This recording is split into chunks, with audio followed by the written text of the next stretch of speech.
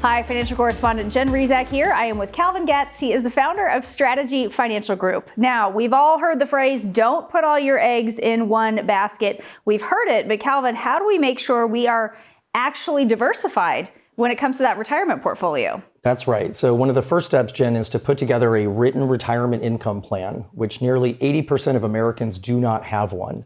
So once we've done that, we can look at where the different assets are that you've saved money into to make sure, even if you have a lot of stocks, that you're diversified between growth stocks and value stocks, and maybe between technology and consumer staples, and that you're not overly concentrated to any one sector. I would also incorporate international stocks into the portfolio as well, typically. We also want to make sure that you're rebalancing that portfolio on a frequent basis so that you don't become over-allocated to any one particular asset class.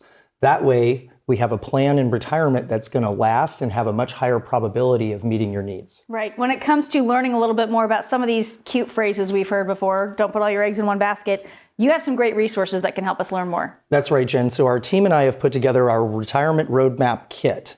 In this kit, you'll have all the different resources that'll give you tips and tools on how to diversify. There's a window of opportunity right now for you to build a written retirement income plan with the tools in this kit. Whether you're nearing retirement, you've just retired, or you've been retired a long time, the tools in this kit will show you how to diversify the assets properly to ensure a more stable retirement. That's right. Call, text, or go online and you can get Calvin's free retirement roadmap kit today. Calvin, thanks for joining me. Thank you, Jen. And thank you for watching this week's Retirement Report.